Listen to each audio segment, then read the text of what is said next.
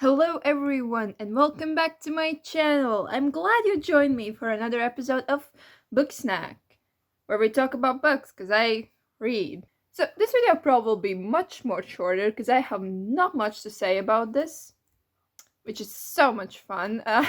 In these videos we look at the book, we read the back, then we talk about it, what happened, and then we give it the overall rating or talk about the show if there was such. And you better bet that for this one specific show, specific book, there was a show, so we'll talk about that. Grab your drinks, grab your snacks, let's go. Excuse me if there are any spoilers. I probably will spoil most of it, so if you want to read it, please don't watch it. If you're still reading, you don't want spoilers, also don't watch the video. As the same, I will spoil everything as much as I remember, because I make these videos to just rant about books, which is great. But yeah, in a previous time, we talked about the book, about the book, but about the 3 books, Delirium Trilogy by Lauren Oliver. So if you haven't seen it, check out that video if you have read it or want spoilers, because there was a lot. I literally said everything. Today, we're looking at Good Omens by Terry Pratchett and Neil Gaiman. 2 British guys write about 2 British angel and demon. Cool. So yeah, this is kind of their co-working writing. They wrote this both, yeah. Well, I have not much to say, then just let's read the back and let's go into what happens here. Okay, Armageddon only happens once, you know? They don't let you go around again until you get it right. According to the nice and accurate prophecies of Agnes Nutter, which the world's only totally reliable guide to the future, written in 6055, before she exploded, the world will end on a Saturday. Next Saturday, in fact, just after tea. People have been predicting the end of the world almost for its very beginning, so it's only natural to be skeptical when a new date is set for the Judgment Day. This time, though, the armies of good and evil really do appear to be massing. The 4 bikers of the apocalypse are hitting the road, but both the angel and demons, well, one fast-living demon and somewhat fuzzy angel would quite like the rapture not to happen. And someone seems to have misplaced the anarchist. I have opened up a Wikipedia page where it's plot summary, which I will also read for you. Aziraphale, an angel, and Crowley, a demon, have lived on Earth since its creation. Over the years, they have formed an odd friendship and taken liking to humanity. One night, the forces of hell delivered the infant anarchist, Crowley, with instructions to swap him with the son of American diplomat stationed in Britain. Crowley realizes that this means that the apocalypse is coming and convinces Aziraphale to help him postpone it. Together, they influence the anarchist's upbringing so that he can never decide between good and evil. So this is like one of the things they did. So basically, Crowley is the demon who was the serpent that tempted Eve in the garden. So Adam and Eve, the thing, remember that? Yeah. So he was the one who tempted Eve. And Aziraphale was original a guardian of the gates of Eden. And he had the flaming sword, which he gave to the Adam when Adam and Eve left the garden, because he was pregnant. That's cool. Great. So yeah, that's a backstory of them. That's where they met, actually. And so basically, when the hell delivers the Antichrist, basically demon's baby, Satan's baby, let's say like that, Satan's baby.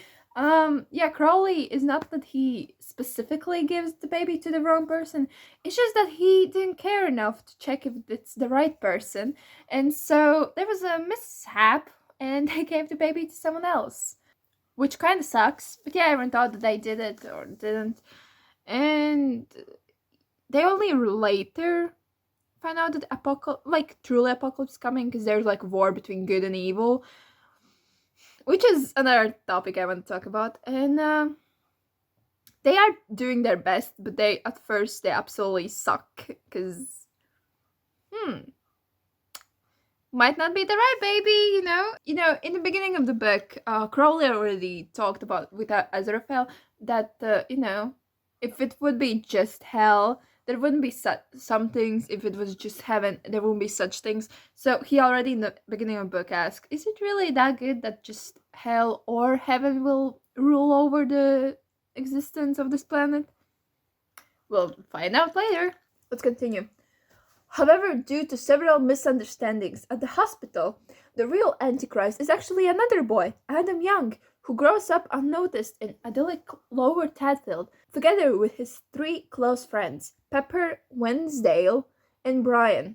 As the foretold end of the world nears, Adam begins to unknowingly use his reality warping powers, changing the world to fit things he reads in Conspiracy Theory magazine, such as raising the lost continent of Atlantis. In the meantime, the 4 horsemen of apocalypse assemble: war, famine, pollution, and death. So it's basically another plot time when we follow Adam and his life. And I'll talk about it a bit later. In this plot about the Adam and how he grows up, how he does with his friends, I thought is absolutely boring. I didn't like it. The kids parts, I was like, no, give me back my angel and demon. Their connection is like, peak comedy. Like, yes, laugh. They are just so sarcastic for their own good. I love that.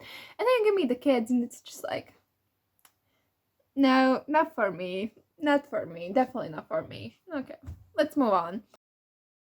Azrael and Crowley realize their mistake and begin a frantic search for the Antichrist. Also looking for the boy is Anthema, a witch who is trying to prevent apocalypse as predicted by her ancestor Agnes Nutter. Agnes' prophecies are perfectly accurate, but so cryptic and specific as to be nearly useless.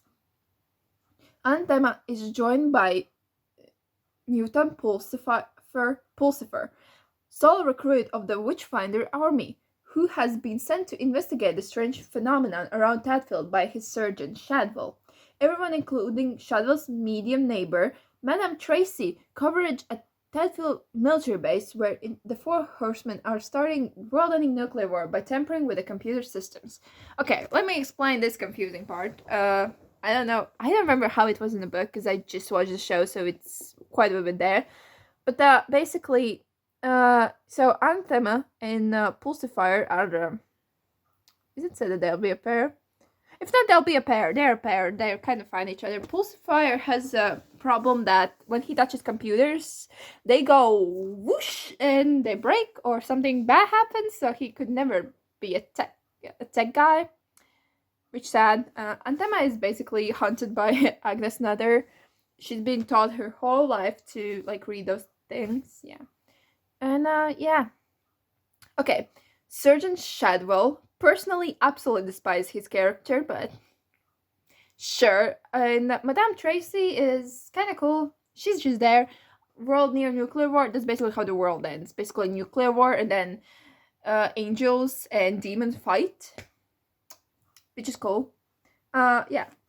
And let me continue reading. Amid the increasing chaos, Adam is overcome with visions of greatness and attempts to split the world between his gang. When his friends react with horror at what he is becoming, Adam comes to his senses and decides to stop the apocalypse. He and his friends make their way to the military base and defeat 3 of the 4 horsemen, with Ted accepting defeat and vanishing. A furious Satan starts to ascend to Earth, but Adam, having heard that his father is coming, twists reality so that his human foster father arrives instead, that modifies everyone's memories of recent events. I don't remember again how it happened in the book. Why can't I remember? It just went by. I wasn't focusing. The time was not right to read this. But in a show, he said to Satan, "You ain't my father because you didn't, because you weren't there when I was growing up." And I like that. That was a cool touch. I don't know if it's actually on the book or not. I read the book. Yeah, I read it. I don't remember shit. Imagine reading a book and not remembering anything. That's me with this. Yeah, let's imagine that will happen here. Okay. And yeah, I believe Pulsifier kind of saved everyone with the computers, but and Adam turning the reality, yeah, everything was back to normal as if nothing happened, which is cool. That's at least half of the world wasn't destroyed. Let's move on. With Armageddon averted, Crowley and Aziraphale mused that this was God's plan all along and speculate that the real apocalyptic conflict will be between humanity and the combined forces of heaven and hell. Madame Tracy marries Surgeon Shadwell, who disbands the Witchfinder army, and Thema begins a relationship with Newton and receives a second book of Agnes' prophecies, but decides to burn it so as not to be bound by them. Finally, Adam uses his powers to evade his father's grounding and visit the circus with his friends. That's cool. Okay, let's talk about it. So, I don't know how much to explain. This is pretty much it. It had that British humor in the book that I don't get sometimes, and I also really only cared about the Aziraphale and Crowley part. But at one point, they forget they exist, and I'm like, I don't care about everyone else. Like, no, I came here for those two, and that's it. I only cared about those two. So every other character, every other plot line, didn't care. I didn't care enough, as you see, to remember. The show, on the other hand, I watched all 6 episodes. And again, I'm not in the mood for this book. But again, I only cared about Aziraphale and Crowley. Everyone else, again, was not interesting. So the show also was quite a challenge to watch. I just put it in my background while I did anything else because I couldn't focus on it. Yeah, it does need a specific person to read or watch it. But yeah, the show was pretty good. I don't know. It was quite accurate. From what I remember in the book, it was pretty accurate. The book in general, I feel like, in my opinion, the thing that they played around is, is it, do we really need just good or do we need just evil? Like, there was a thing, yeah, that Crowley and Aziraphale talked, like, would it be good if just hell existed or just heaven? Like, you cannot have one thing without the other. Let's be honest about that. And that's kind of interesting. It's kind of like the same thought as, are monsters born or are they made? Like, it's the same existential question that we have. And yeah, I really like how the book ended, actually, that they said half demon, half angel, a human, which is, you cannot have just good, you cannot have just bad, you're both. So it's really interesting under theme about this. So I definitely like it. Also, in the show, the way that this show showed me the demons looking, they literally look like garbage cans. Like trash bags that have been sitting out there for years. They're kind of disgusting. I didn't like it. The angels also were creepy. Like, at one point, I felt like the angels have lost their true angels. They're not good. So it's just bad, baby. Well, I have not much to say about this book. I'll give it like a 3 out of 5. 5 almonds. I'd give it like 3 out of 5 stars. Like, it's okay. It's just not the time for me to read this. This was not the right time. I'm not in the mental state for this book or show. If I didn't have exams coming up or so much stress from everything around me, probably I would like this a bit more or cared enough to remember what happens in the second half of the book. It's a cool read. If you're into British humor, this is definitely a read for you. And it's specific British humor. Like, yeah, it is there. It is there. Yeah. Just watch the show. You don't have to read the book. Just watch the show. There's some extra scenes, actually. Thanks for that. I got extra Crowley and Aziraphale moments. That's not in the book. Love you for that. So yeah, that's it. Yeah, that was Good Omens. I'm gonna end this here. So, thank you for watching. Hope you liked it. Hope you come back to the next video. And yeah, bye-bye.